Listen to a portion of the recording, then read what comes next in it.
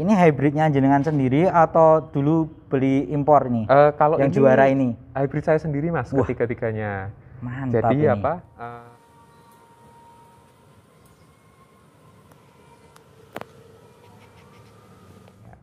Ya, langsung saja ya kita backgroundnya tanamannya tadi.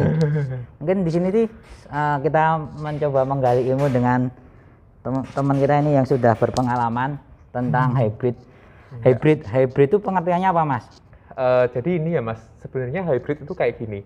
Hybrid itu istilah yang digunakan untuk menyebut keturunan, persilangan atau perkawinan dari dua individu yang berbeda. Individu yang berbeda. Jadi contoh gini, kayak kita ini hybrid dari orang tua kita. Dari orang tua kita ya.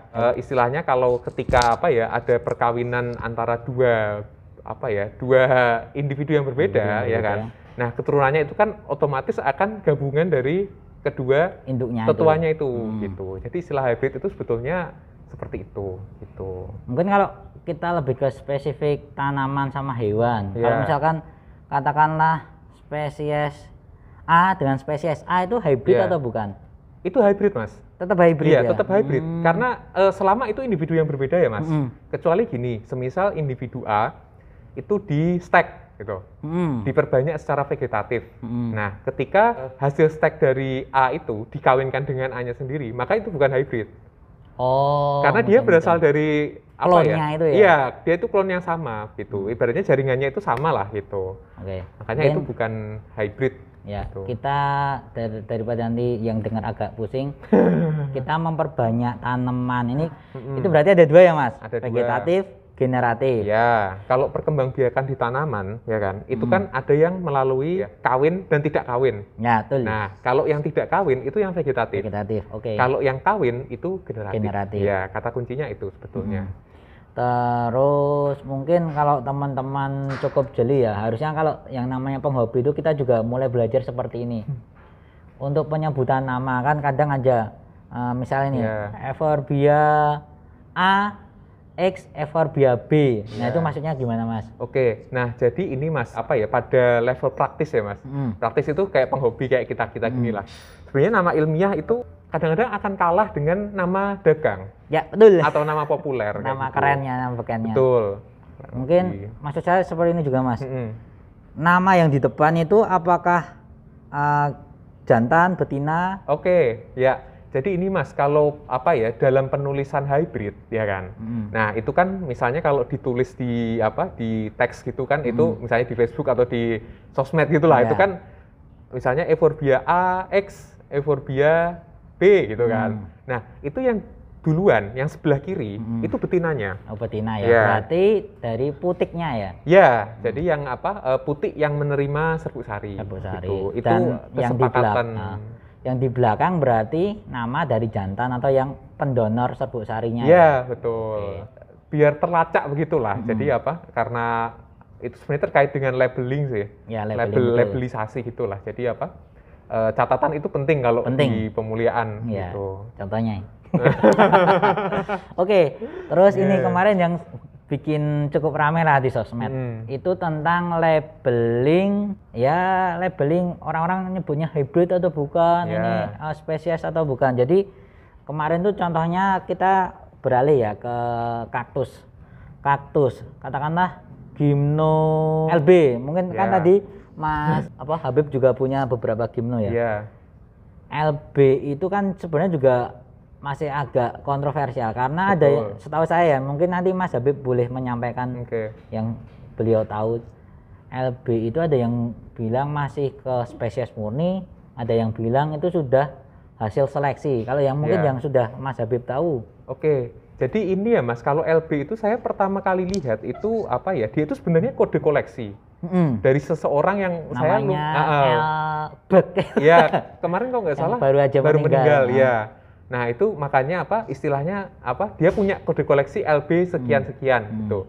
Nah, jadi ibaratnya begini, ketika seseorang ya kan itu melakukan eksplorasi gitulah, ibaratnya gampangnya dia jalan-jalan gitu kan. Terus nemu tanaman ini dan itu belum pernah dilaporkan sama orang lain. Belum dicatatkan juga ya. Jadi dia itu berhak memberikan kode ke tanaman yang dia temukan itu. Nah, kasusnya LB tadi ya kebetulan dia menemukan kaktus begitulah, terus dikasih nama LB, angkanya kan 2178. Itu koleksinya dia. Karena setahu saya LB itu nggak cuman itu gitu. Ada yang lain gitu. Kode koleksinya itu ya. Sebenarnya kalau kita mau lihat itu hybrid atau spesies, itu murni atau enggak, itu kita harus lihat ini Mas Ega. Dia itu tanamannya menyerbuk silang atau menyerbuk sendiri. Oh gitu, self-pollinate gitu atau... Betul, karena kalau self-pollinated atau menyerbuk sendiri, ketika kita mengkoleksi dari suatu tempat, kita bisa jamin itu murni. Gitu.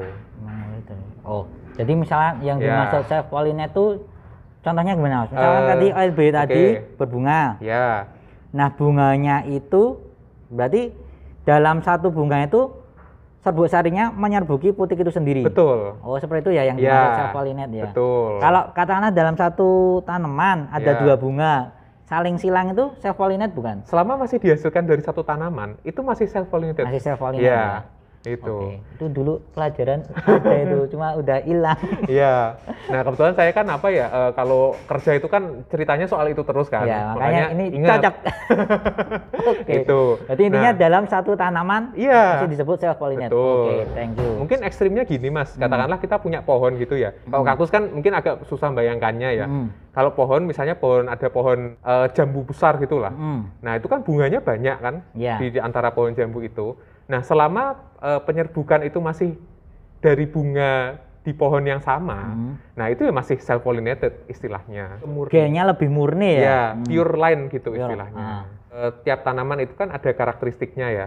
Misalnya dia menyerbuk silang, menyerbuk sendiri, kayak gitu. Itu kan kita bisa, dengan kita mengetahui itu, kita itu langsung bisa membayangkan. Ini tanaman itu dia itu murni atau enggak gitu. Oh iya. Karena begini Mas Ega, kalau misalnya tanamannya menyerbuk silang. Nah, kita kan biasanya misal kita menemukan suatu tanaman menyerbuk silang. Ya kan? Ketika itu kita karena nggak mungkin ngambil tanamannya, kita kan cuma ngambil buahnya. Iya, betul. Dari situ kita tahu induk betinanya siapa. Ya induk betinanya dari tanaman yang kita ambil buahnya itu kan. Tadi jelas. Tapi bapaknya kita nggak tahu. Oh ya, kayak yang saya tahu itu kalau misalnya di alam itu ada istilah open pollinate itu ya. Nah itu. Karena kita nggak ngerti itu dari serangga atau dari angin, dan ternyata di sekitar situ ada tanaman serupa. Betul, begitu.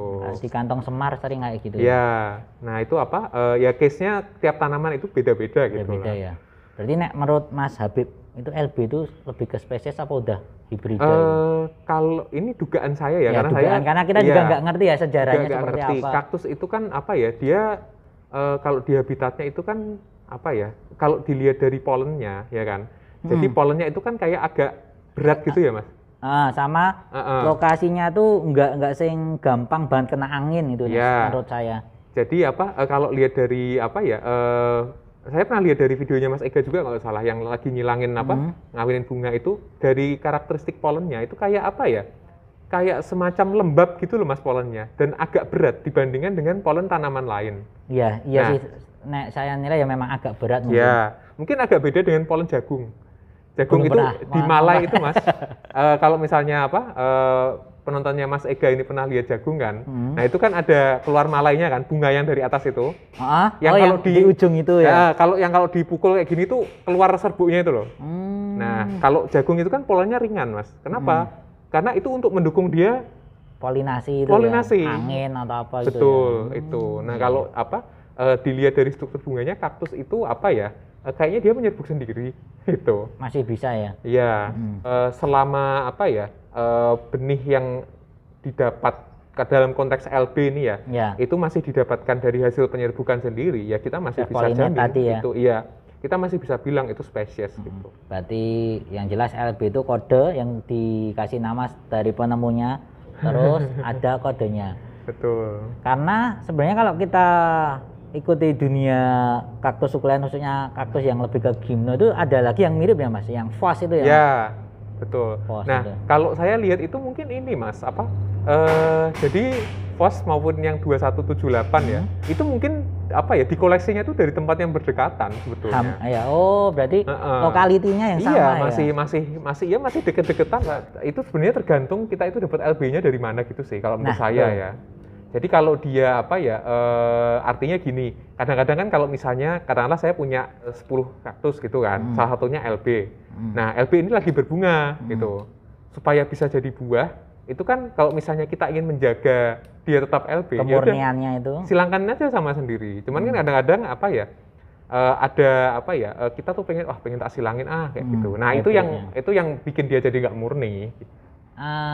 Terus ini Mas, mungkin lebih ke membahas yang ada di sosmed ya. Menurut saya kok sebenarnya kalau kita lebih mempelajari tentang ilmunya itu menurut saya sedikit aneh. Penulisan varigata Mas, orang-orang nyebutnya var, padahal var itu kan bisa varietas ya Mas. Oke. Nah, jadi apa? Karena ada apa Mas? Istilahnya kalau kita apa ya dalam dunia apa ya botani itu kan ada tata namanya Mas. Ya itulah pokoknya ada tata namanya, dan tata nama ini nggak cuman botani yang punya. Jadi tata nama untuk tanaman budidaya itu juga ada. Ya ada beberapa, ibaratnya ada beberapa klasifikasi gitulah. Nah, kalau var itu memang biasanya dia merujuk ibaratnya gini.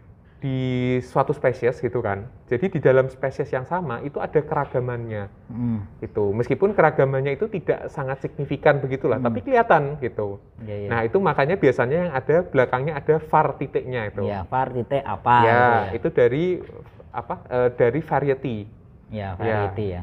Varietas gitu. Sama ya, Mas? Sama Mas. Sama ya. Varietas. Betul, kayak gitu. Nah, kalau apa? Varigata itu kalau saya lihat sih gini ya. Urusan praktis aja sih, karena nulis varigata itu kan panjang, jadi var kayak gitu aja sih. Gitu. Iya, tapi kalau penulisannya sebenarnya kurang tepat ya. Iya, karena bisa jadi rancu dengan var apa? Var yang variety ya, tadi. Di bawah spesies var yang di bawah spesies itu dengan var yang varigata.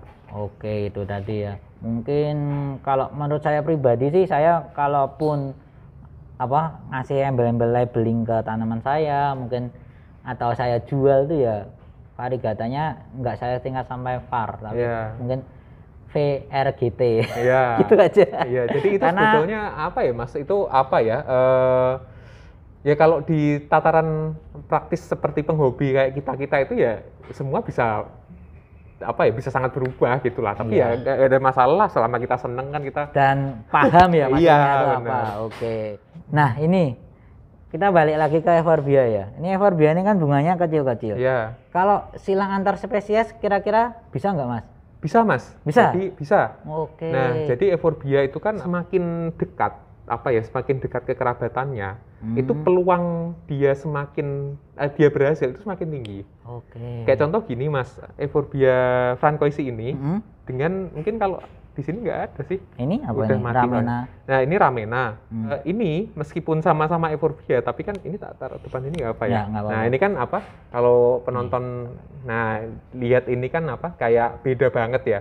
Ini bisa jadi, bisa berhasil gitu persilangannya. Tapi peluangnya kecil, tidak akan sebesar ketika francoisi disilangkan dengan sesama francoisi. Gitu. Francoisi jadul itu seperti ini ya Mas, daunnya panjang-panjang nih ya? Daunnya panjang-panjang, jadi francoisi awalnya itu kayak gini, daunnya panjang-panjang, cuman ini yang versi varigatanya.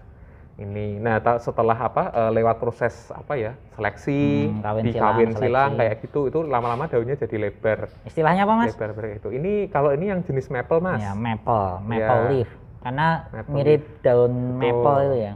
Sebenarnya kalau saya itu lebih serunya ini loh, dari yang awalnya kayak gini kan, itu bisa bentuk daunnya bisa jadi ada yang bercabang, ada yang warna merah, warna lebar. Nah, kayak gitu. Itu saya suka perjalanannya. Ini di stek bisa loh ini. Bisa. Tapi saya 6 bulan baru berakar. Terus kira-kira tumbuh tunas berapa lama lagi itu? Ini Mas. Tapi udah mati. Betul. Kalau stek dari daun, euphorbia itu dia pengalaman saya ya, itu nggak semuanya akan jadi. Jadi misalnya dari 10 itu paling jadi cuma 2, 3 kayak gitu. Oh enggak, mungkin maksud saya yang tadi Mas, ketika daunnya ini udah berakar itu kira-kira bisa jadi tanaman nggak? Ya itu tadi Mas. Tetap ada kemungkinan lagi. Gini, ada yang cuman dia itu tumbuh jadi daun yang berakar tok. Nggak bisa jadi tanaman ya? Nggak bisa keluar tunas. Keluar tunas lagi. Oh gitu.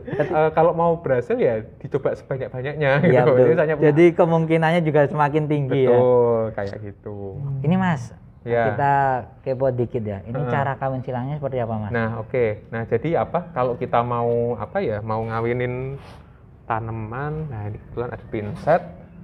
Nah, jadi kalau misalnya ganti kamera aja.